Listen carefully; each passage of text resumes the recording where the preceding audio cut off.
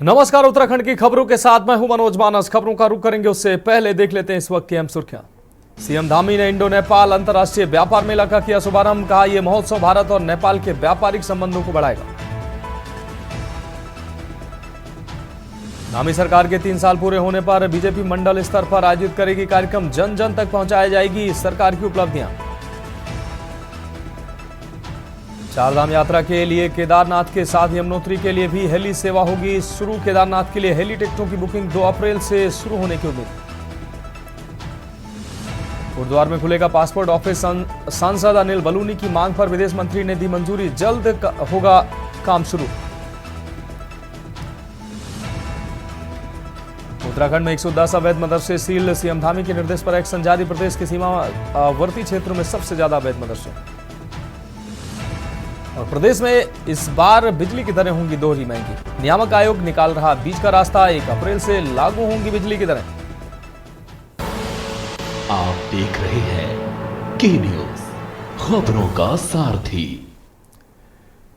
और अब खबरें विस्तार से। अहम रिपोर्ट से बुलेटिन की शुरुआत करते हैं। उत्तराखंड में धामी सरकार का 3 साल का कार्यकाल पूरा होने जा रहा है। प्रदेश में सरकार के 3 साल पूरे होने पर सभी जिलों में सेवा दिवस के रूप में मनाया जाएगा। धामी सरकार के 3 वर्ष पूरे होने पर प्रदेश में कार्यक्रम आयोजित होंगे। आपको बता दें कि सभी कार्यक्रम जनसेवा थीम पर आधारित होंगे। वहीं 22 मार्च को अल्मोड़ा और 23 मार्च को देहरादून में मुख्य कार्यक्रम आयोजित किए जाएंगे, जबकि 23 मार्च को सभी जिलों में शिविर लगाए जाएंगे। जिला मुख्यालयों में आयोजित कार्यक्रम में प्रभारी मंत्री प्रतिभाग करेंगे। इसके अलावा जिन जिलों में प्रभारी मंत्री नहीं है वहां सांसद मुख्य अतिथि के रूप में शामिल होंगे। अब तक 3 सालों में धामी सरकार के फैसले अन्य राज्यों के लिए नजीर बन गए हैं। राज्य की डेमोग्राफी और उसका देवभूमि स्वरूप सुनिश्चित करने को सरकार ने कठोरतम धर्मांतरण कानून बनाया है। अवैध धार्मिक अतिक्रमणों के खिलाफ कार्रवाई की है। अवैध शिक्षण संस्थानों पर रोक लगाई है और दंगा रोधी कानून लागू किया है। इसका नतीजा है कि लव जिहाद और लैंड जिहाद की साजिशों पर पूर्ण विराम लग गया है। अभी तक हजारों एकड़ भूमि को अतिक्रमण मुक्त कराया जा चुका है। वहीं सैकड़ों अवैध मदरसों पर ताला भी लगाया जा चुका है। सख्त कानून बनाकर प्रदेश की जनता की चिंताओं को दूर किया गया है। वहीं कांग्रेस ने धामी सरकार के 3 साल के कार्यकाल पर निराशा जाहिर की है। कई घोटालों में सरकार भ्रष्टाचार में लिप्त है। पहले ही रिपोर्ट दिखाते हैं आपको।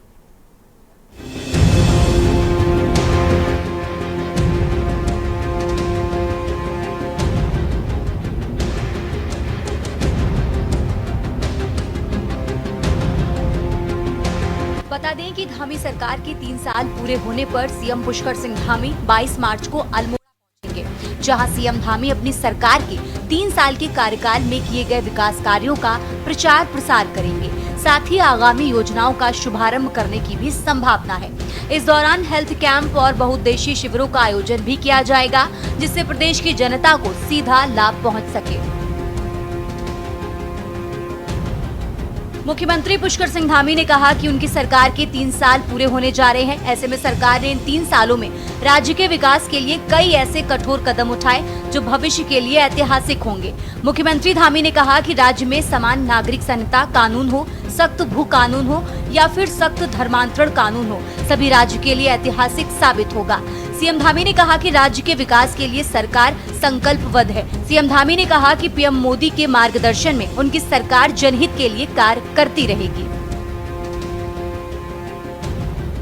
4 जुलाई 2021 को भारतीय जनता पार्टी के हाईकमान ने, आदरणीय प्रधानमंत्री जी ने, मेरी पार्टी ने और देवभूमि उत्तराखंड की जनता की आशीर्वाद से काम करने का अवसर मिला। और दूसरा कार्यकाल 23 मार्च 2022 से प्रारंभ हुआ और एक सरकार यहाँ पर गठित हुई, क्योंकि पहला कार्यकाल ऐसे समय में था जब कोरोना महामारी थी और उस महामारी से हम सभी जूझ रहे थे, पूरा देश, पूरा विश्व जूझ रहा था। उसके बाद हम चुनाव में गए और चुनाव में आदरणीय प्रधानमंत्री मोदी जी के नेतृत्व में 2022 में भारतीय जनता पार्टी की सरकार बनी। लेकिन उससे पहले राज्य के अंदर राज्य स्थापना के बाद जितने भी चुनाव, हर चुनाव में एक मिथक रहता था, एक परिपाटी थी, उन सभी के विश्लेषण और उन सबके इस प्रकार का वातावरण था कि इस बार भी भाजपा की सरकार नहीं बनेगी, बल्कि सरकार बदल जाएगी, सरकार बदल जाएगी। लेकिन देवभूमि उत्तराखंड की जनता ने ये मिथक तोड़ा, एक परिपाटी बदली और हमारे प्रधानमंत्री जी के नेतृत्व में देवभूमि उत्तराखंड के अंदर एक इतिहास बना दिया।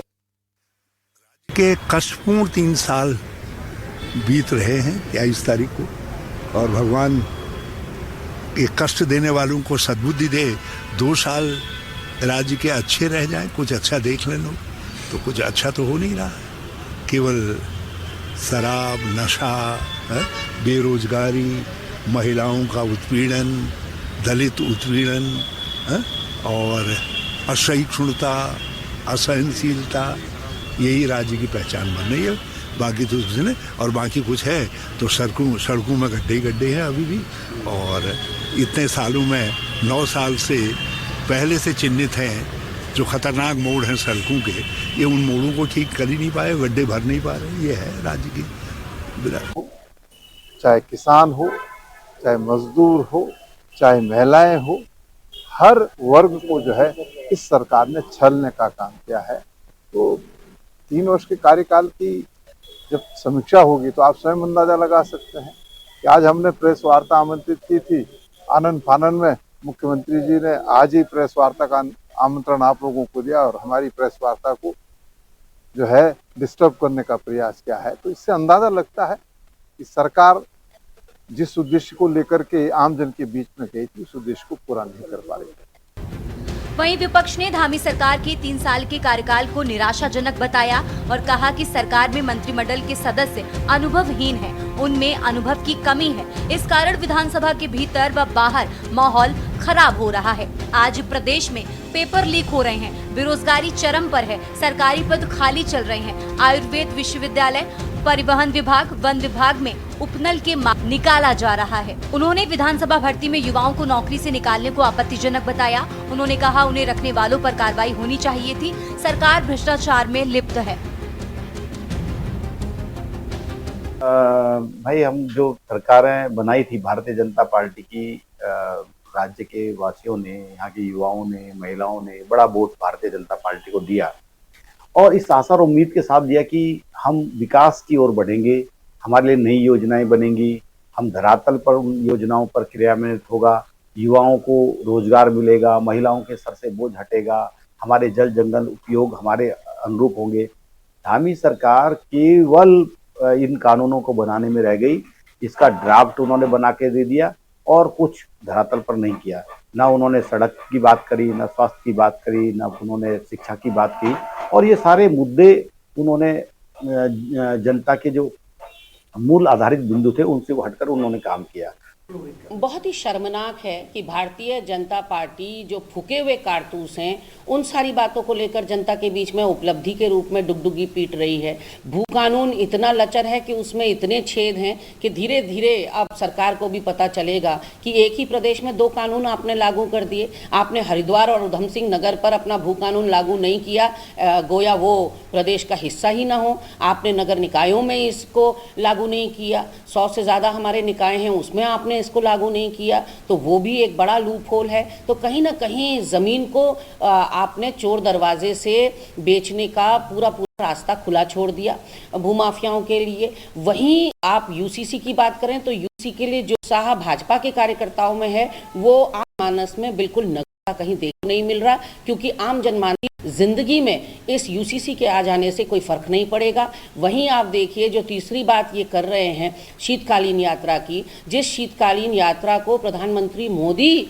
मोहर नहीं लगा रहे हैं, बार बार उनकी तारीखों में तब्दीलियां होना इस बात का द्योतक है कि अभी आपकी शीतकालीन यात्रा में आमूलचूल परिवर्तन करने की ज़रूरत है। वहाँ बेसिक जो फैसिलिटीज़ हैं वो मुहैया कराने की ज़रूरत है, और अभी शीतकालीन यात्रा का आपका स्तर जो है वो उतना नहीं हुआ कि प्रधानमंत्री उसकी ब्रांडिंग करें। ये उन्होंने बार बार अपने प्रोग्राम्स में तब्दीली करके बता दिया है। देखिए, हमारे मुख्यमंत्री माननीय पुष्कर सिंह धामी जी के नेतृत्व में हमारी सरकार के 3 साल पूर्ण होने जा रहे हैं और इन 3 सालों में उत्तराखंड राज्य सशक्त उत्तराखंड, समृद्ध उत्तराखंड और श्रेष्ठ उत्तराखंड की दिशा में ये बढ़ा है। और जिस प्रकार से इन 3 सालों में जो सरकार के द्वारा निर्णय लिए गए हैं वो अन्य राज्यों के लिए, देश के लिए भी एक प्रेरणा का काम कर रहे हैं। हम चाहे यूसीसी की बात करें, हम लैंड जिहाद की बात करें, हम सबसे कठोरतम नकल विरोधी कानून की बात करें, ऐसे कार्य जो अन्य राज्यों में, अन्य राज्य हमारे राज्य से प्रेरणा ले रहे हैं, ऐसे कार्य हमारी सरकार के द्वारा किए गए हैं। कुल मिलाकर सीएम धामी ने मुख्यमंत्री के रूप में 3 साल का कार्यकाल पूरा कर लिया है। निश्चित ही भाजपा सीएम धामी के कार्यकाल को ऐतिहासिक बताएगी। हालांकि विपक्ष तो सीएम धामी के कार्यकाल को पूरी तरह से विफल बता रहा है। देखना होगा आने वाले समय में सीएम धामी तमाम चुनौतियों से कैसे निपटते हैं। Uttarakhand desk report.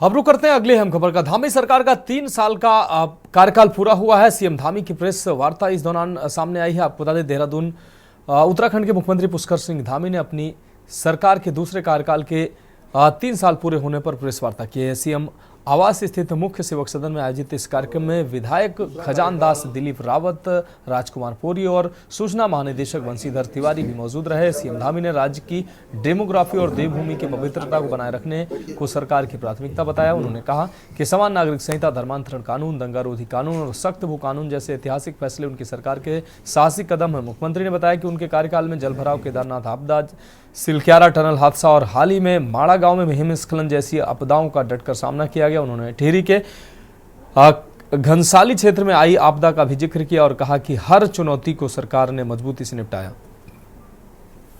जनता पार्टी के हाईकमान ने, आदरणीय प्रधानमंत्री जी ने, मेरी पार्टी ने और देवभूमि उत्तराखंड की जनता की आशीर्वाद से काम करने का अवसर मिला। और दूसरा कार्यकाल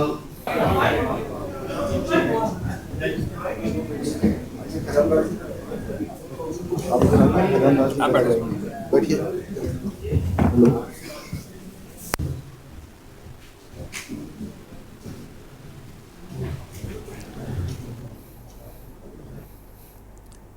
लक्सर में प्रशासन ने अवैध रूप से चल रहे 2 मदरसों को सील कर दिया है। तहसीलदार तसल्ला प्रताप सिंह चौहान के नेतृत्व में राजस्व विभाग और पुलिस की संयुक्त टीम ने यह कार्रवाई की। आपको बता दें, अधिकारियों के अनुसार इन मदरसों के पास कोई वैध दस्तावेज नहीं थे। प्रशासन ने संकेत दिए कि क्षेत्र में चल रहे अन्य अवैध मदरसों पर भी जल्द कार्रवाई होगी।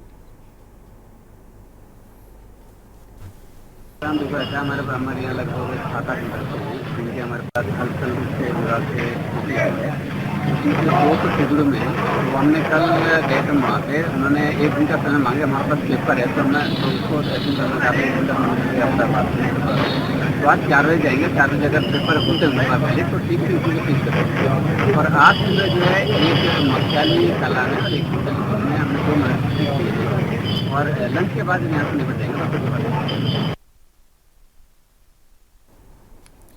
रामनगर के सरकारी अस्पताल में इलाज के दौरान आपको बता दें, गनमती देवी की मौत हो गई है, जिससे परिजनों में आक्रोश है। भाजपा नेता जगदीश खंतवाल ने अस्पताल स्टाफ पर लापरवाही का आरोप लगाया। घटना की सूचना पर पहुंचे विधायक दीवान सिंह बिष्ट ने भी स्टाफ को फटकार लगाई और कहा कि अस्पताल की स्थिति दयनीय है। उन्होंने सीएम से अस्पताल को पीपीपी मोड से हटाने की मांग की। वहीं पूर्व ब्लॉक प्रमुख संजय नेगी ने भी खराब स्वास्थ्य सुविधाओं पर सवाल उठाते हुए सरकार से तत्काल कार्रवाई की मांग की।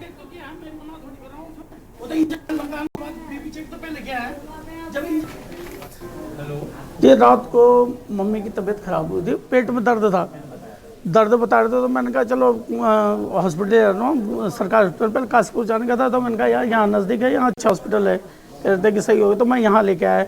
मैं 4 बजे करीब यहाँ पहुँचा हॉस्पिटल में। 4 बजे पहुँचने के बाद उनने ग्लूकोज चढ़ाया, ठीक थी, मम्मी बोल रही थी, बैठ रही थी, उठ रही, 2 बार टॉयलेट गई बाहर उसमें। उसके बाद बैठ के वहाँ पे तो पेट में दर्द, उनका दर्द नहीं रुका, कम तो हो गया था मगर रुक नहीं रहा था। मैंने उनसे कहा, मैंने कहा भाई साहब बेचैनी बता रही हैं, बेचैनी थोड़ा। तो उन्होंने कहा कोई बात नहीं, ठीक हो जाएगा, आप ऐसे करो कि पेट का दर्द तो होगा, आप अल्ट्रासाउंड करा लो। दिक्कत तो है ही। मैं अभी जो कम से कम कर्मचारी को, जो हॉस्पिटल के कर्मचारी जब जो बीमार के साथ के आने वाले के बता रहा है तो देखना चाहिए। और जहाँ तक आज कुछ तो डॉक्टर साहब अभी जानकारी मिली है कि सीएम साहब के कार्यक्रम में गए हैं, और फिर भी अगर ये इस प्रकार की स्थिति है कि डॉक्टर 11 बजे तक नहीं, मैं 11:15 बजे यहाँ पहुँचा, तो बहुत स्थिति ठीक नहीं है। मैंने इनके जो इनके यहाँ देखते हैं उनसे भी बात की है, मैंने कहा अच्छी, और अंदर भी मैंने उनसे कहा है कि बहानेबाजी नहीं चलनी चाहिए, बहुत हो चुका है। देखिए, मैं तो लंबे समय से इस अस्पताल को पीपीपी मोड से हटाने को लेकर संघर्षरत हूँ, और आपने देखा होगा कल ही हमने अन्न और जल त्याग कर 24 घंटे का हमने अनशन किया था, और उसके बाद भी सरकार के कानून में जू नहीं रहेंगी। और आज एक नया प्रकरण सामने आ रहा है, जिनकी माताजी की मौत हुई है, उन्होंने मुझे बताया कि उनकी माताजी के सिर्फ पेट में दर्द था, और कभी ये यहाँ के जो स्टाफ है उनको कभी इधर भेजता रहा, कभी उधर भेजता रहा, अल्ट्रासाउंड तक नहीं किया। और जब उन्होंने कहा कि मेरी मम्मी को बेचैनी ज़्यादा हो रही है और उनके पेट में दर्द हो रहा है, आप देखने जाओ, तो देखने के लिए भी कोई नहीं आया। और उसके 10 मिनट बाद उन्होंने एक इंजेक्शन लगाया, इंजेक्शन लगाने के तुरंत 10 मिनट बाद उस महिला की मौत हो चुकी है यहाँ पे। तो खबरों में वक्त एक ब्रेक का, जल्द हाजिर होंगे। आप देख रहे हैं के न्यूज, खबरों का सारथी। खबरों में एक बार फिर से आपका स्वागत है। रुक करेंगे अगली अहम खबर का। उत्तराखंड की राजधानी देहरादून में स्थित 14 डोगरा बटालियन घनघोरा कैंट में प्लेटिनम जुबली समारोह का आयोजन किया गया, जिसमें लेफ्टिनेंट जनरल गुरमीत सिंह राज्यपाल उत्तराखंड मुख्य अतिथि के रूप में शिरकत करने पहुंचे। 14 डोगरा बटालियन का गठन 1 जुलाई 1948 को जालंधर छावनी में किया गया था। वहीं आपको बता दें कि बटालियन को अब तक 7 बार यूनिट प्रशंसा से सम्मानित किया जा चुका है। वहीं समारोह के दौरान राज्यपाल ने बटालियन के शहीदों को श्रद्धांजलि अर्पित की और उपस्थित सभी जवानों को संबोधित किया। बहुत सौभाग्य का दिन है आज, हम सब इकट्ठे हुए हैं 14 डोगरर, जो हमारे इंडियन आर्मी की एक बहुत ही ऐसी यूनिट है जिसने देश की रक्षा के लिए, नेशनल सिक्योरिटी के लिए, टेरिटोरियल इंटीग्रिटी के लिए 78 ईयर्स पूरे किए हैं। 1948 में ये यूनिट बनी थी, और तब से जो इस यूनिट ने कमाल किया है वो आज मैंने क्वार्टर गार्ड के अंदर में इनकी हिस्ट्री को देखा, और बहुत ही एक गर्व होता है कि इस यूनिट ने पूरे राष्ट्र की सेवा के लिए, नेशन फर्स्ट के लिए, और वो जय हिंद और सक्सेस के लिए इतना कार्य किया है। हरिद्वार में नशे के काले कारोबार के खिलाफ सख्त कार्रवाई करते हुए पुलिस, ड्रग्स विभाग और एंटी नारकोटिक्स टास्क फोर्स की संयुक्त टीम ने रानीपुर कोतवाली क्षेत्र के सलेमपुर चौक स्थित बैरियर नंबर 6 के पास एक ट्रांसपोर्टर के गोदाम पर छापा मारा है। छापेमारी के दौरान भारी मात्रा में नस्ली दवाओं की खेप बरामद हुई। कार्रवाई की भनक लगते ही ट्रांसपोर्टर फरार हो गया, जिससे पकड़ने के लिए पुलिस ने सर्च ऑपरेशन तेज कर दिया है।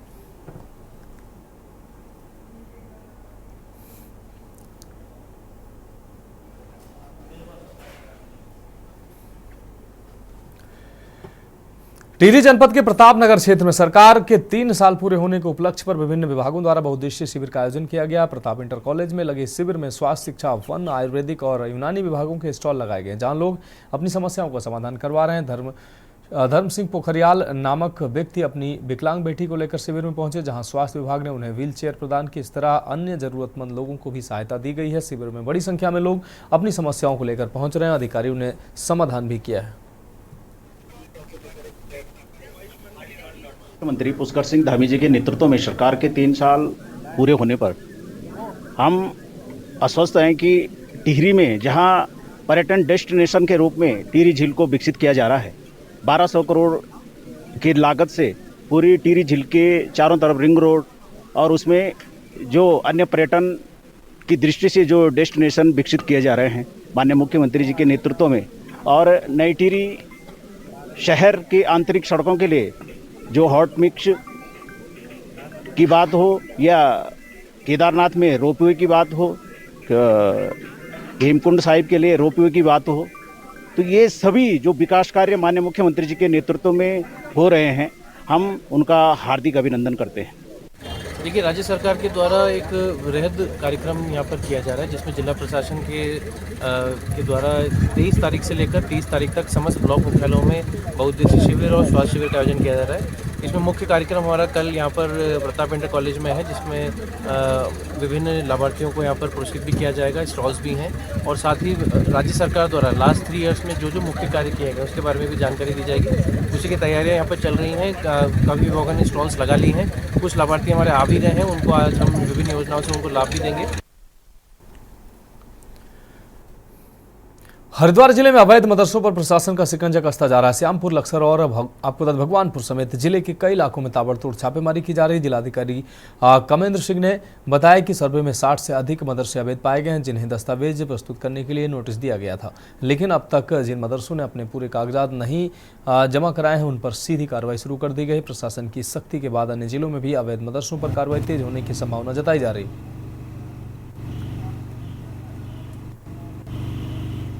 एक महीने पहले हमने सर्वे कराया था तो उसमें 60 से ऊपर अवैध चिन्हित किए गए थे, तो लगभग 1 महीने का समय भी उनको मिल गया है कि कागज वगैरह पूरे करा लें, रजिस्ट्रेशन जिसकी कमी थी वो पूरा करा लें। इसके बावजूद भी जिन लोगों ने नहीं पूरा किया है उस पर कार्रवाई की जा रही है। अब तक कितने हो गए होंगे सर जनपद में? कल तक तो लगभग 12 हो चुके थे, अभी कार्रवाई चल रही है। आज फिर लक्ष्य में भी चल रही है कार्रवाई? मैंने कहा ना, लगातार कार्रवाई चल रही है और आगे भी चलती रहेगी, क्योंकि लगभग 1 महीने समय सबको मिल चुका है। अगर कागजात पूर्ण करने से करा लेने चाहिए थे अब तक। ठीक है।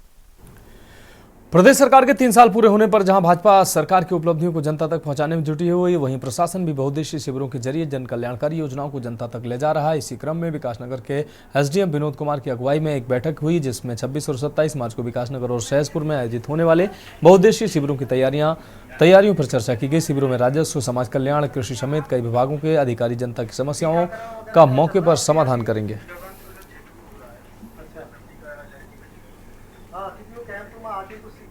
ये जो सरकार के 3 साल पूरे होने पर जन सेवा की थीम पे बहुउद्देशीय शिविरों का आयोजन होना है एक विधानसभा वार।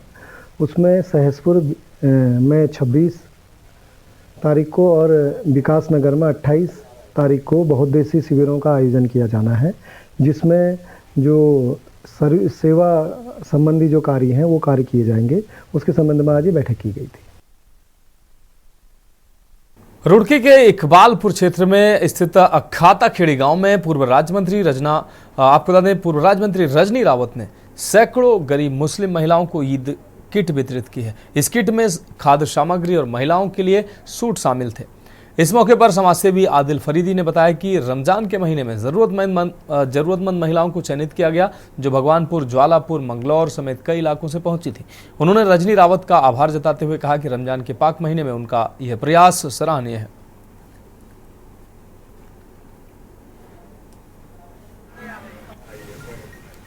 है।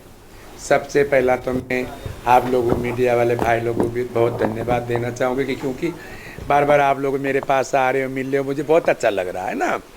और सबसे ज़्यादा सहयोग तो हमारे आदिल भाई जैसे इंसान तो कसम से मैं पहली बार मिली हूँ आदिल भाई से।